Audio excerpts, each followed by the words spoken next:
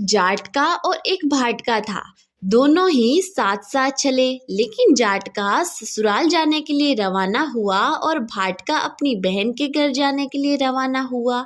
रास्ते में दोनों एक कुएं की पाल पर बैठ गए और जाटका ने विचार किया कि आज रात की यहाँ पर ही विश्राम कर लेता हूँ, परंतु भाटका ने कहा मुझे तो बहन के घर जाना है और लेकर वापस आना है। तुम तो भाई ससुराल जाओगे, वहां पर तुम्हारी खातिरदारी होगी, जो तुम ही नगर में विश्राम करो, मैं तो जा रहा हूँ। ऐसा कहकर भाटका तो बहन के घर जाने के लिए रवाना हो गया और जाटका ने वहां पर ही विश्राम करके दूसरे दिन ससुराल जाने के लिए रवाना हो गया। वहां पर उसकी बहुत आवभगत और खातिरदारी हुई। उधर भटका बहन के घर पहुंचा तो वह आग लग गई। आग बुझाते बुझाते और राख उठाते टाट गंजी हो गई। जाटका और भाटका दोनों वापस कुएं की पाल पर मिल गए। जब जाटका ने पूछा कि भाई क्या खबर है, जब भाटका ने बोला कि मैं तो बहन के घर जाते ही वहां पर आग लग गई, फिर जाटका ने कहा कि मैंने तो तुम्हें पहले ही कहा था कि तुम नगर में विश्राम कर लो, क्योंकि नगर बसेरा में गुण है, लेकिन तुमने कहना नहीं माना। भाटका ने बोला कि अब मैं विश्राम कर लेता हूँ। उसके बाद वापस बहन के घर गया तो बहन के घर पड़ोसी बोले कि तुम्हारा भाई 2 दिन से भूखा है, घर में खाने के लिए कुछ नहीं हो तो मेरे घर से लेकर जाकर भोजन करवा दो।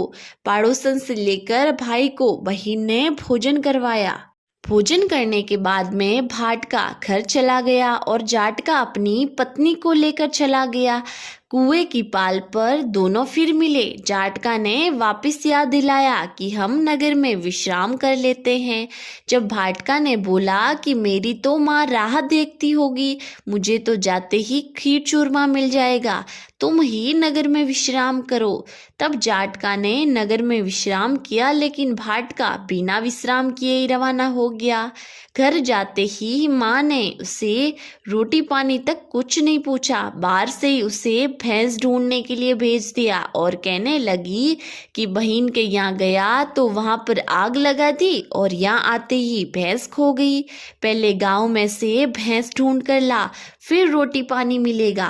भैंस ढूंढने गया तब जाटका भाटका आपस में फिर मिले। जाटका ने पूछा कि भाई खीर चूरमा खा लिया? तब भाटका ने कहा तुम खीर चूरमा की बात कर रहे हो, यहाँ तो रोटी पानी का भी पता नहीं है। घर जाते ही भैंस खो गई, इस कारण माँ ने भैंस ढूंढने के लिए बाहर भेज दिया। फिर जाटका ने कहा कि तुमने नगर में विश्राम नहीं किया जब ही तुम्हारे ये विपदा आई है। भाटका ने बोला कि नगर बसेरे में इतना गुण है, अब तो नगर में विश्राम कर लो।